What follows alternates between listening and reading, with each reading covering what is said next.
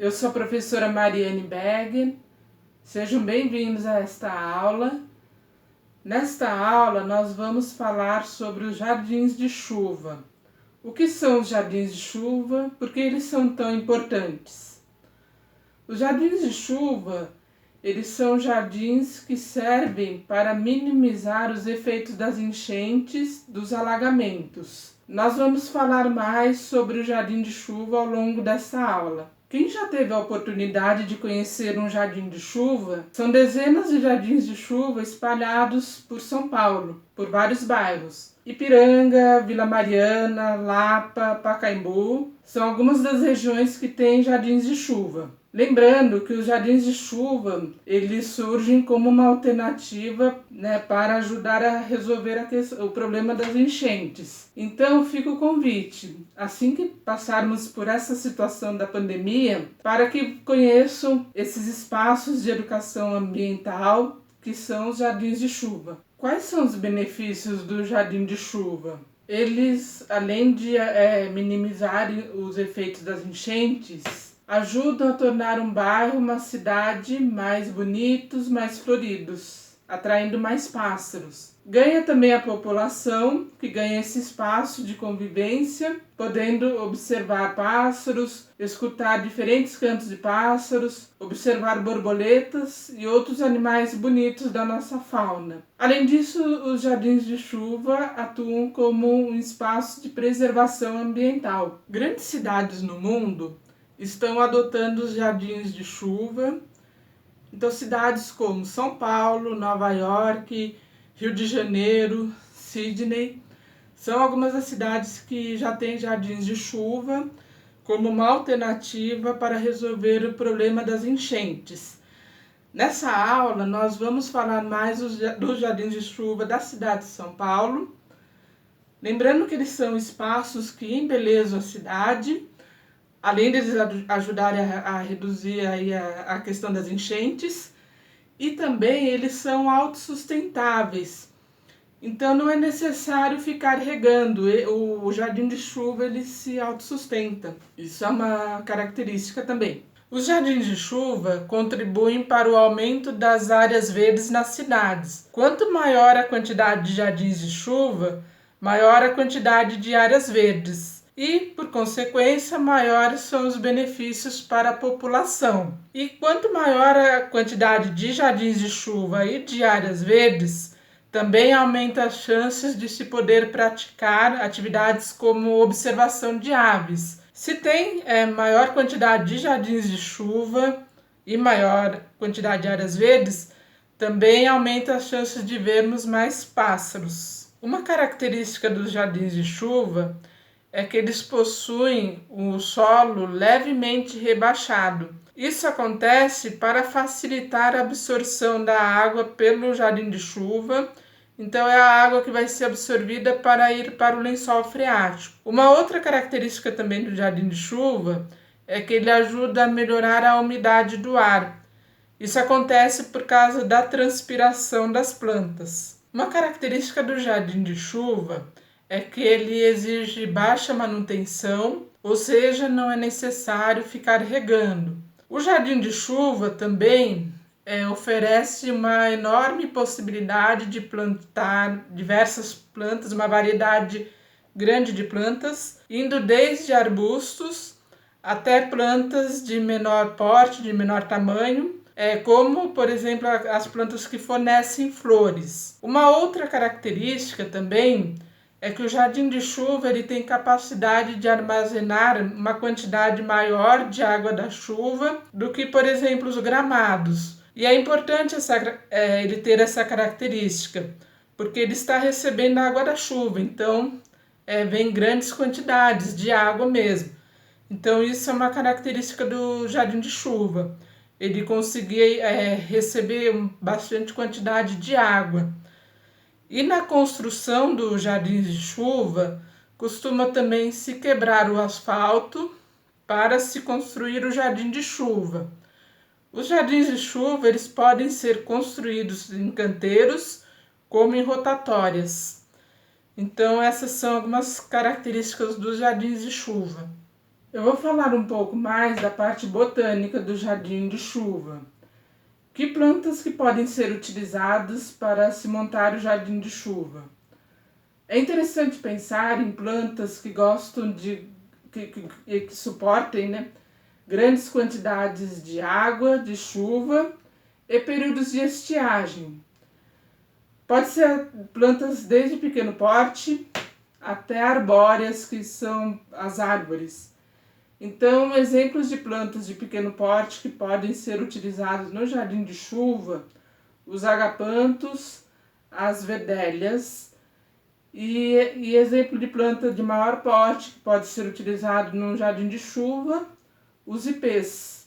Essa planta se chama dracena. Ela chega a grandes tamanhos quando plantada no solo. A dracena ela é uma das plantas utilizadas nos jardins de chuva. Este é o manjericão, uma planta bastante utilizada na horta e bastante utilizada na culinária para fazer temperos para molhos, saladas. O manjericão é uma planta que pode ser encontrada em um jardim de chuva. Existem jardins de chuva que utilizam o hortelã, que é essa planta que vocês estão vendo. É uma planta bastante utilizada na horta, é uma planta de fácil cultivo, necessita bastante de sol e é uma planta que também dá para cultivar em pequeno espaço. Então essa é mais uma planta que pode ser encontrada em um jardim de chuva, o hortelã. Este é o ipê. O ipê é bastante utilizado no paisagismo. Ele encanta com a sua floração, que é um belo espetáculo da natureza. O ipê embeleza as cidades, as ruas, jardins, além de atrair aves como beija-flor, saíra. O ipê é mais uma planta utilizada nos jardins de chuva. Eu vou falar de mais uma planta que pode ser utilizada nos jardins de chuva, que é o agapanto. O agapanto ele fornece flores azuis e brancas. Ele não é originário aqui da cidade de São Paulo, mas ele se deu bem por aqui. E ele é bastante utilizado no paisagismo, então ele é utilizado em canteiros. É uma ótima planta para se utilizar em um jardim de chuva. Além do agapanto, também existe a russélia, que é uma boa planta para se cultivar em vasos, em floreiras. Então essas duas plantas que compõem os jardins de chuva, eu apresento aqui também para vocês. Não tenho registro fotográfico delas, mas espero que vocês tenham a oportunidade de vê-las nas visitas de vocês aos jardins de chuva.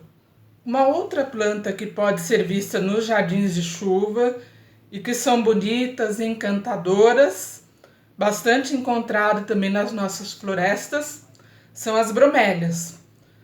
Espero que ao passarmos por esta pandemia, quando visitar um jardim de chuva, tenham a oportunidade de ver uma bromélia, observar as suas belezas, fazer os seus registros e também observar as aves que uma bromélia atrai.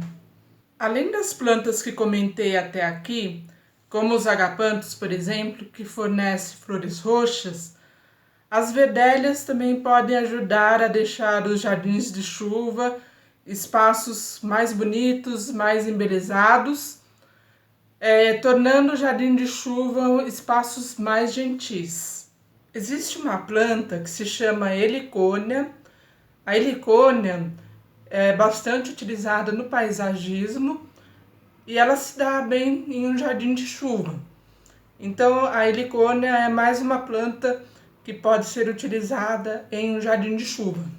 As plantas apresentadas nesta aula, indo desde plantas de grande tamanho, como os arbustos e árvores, até plantas de pequeno tamanho, como as plantas que dão flores, são algumas das plantas que podem ser encontradas nos jardins de chuva aqui da cidade de São Paulo.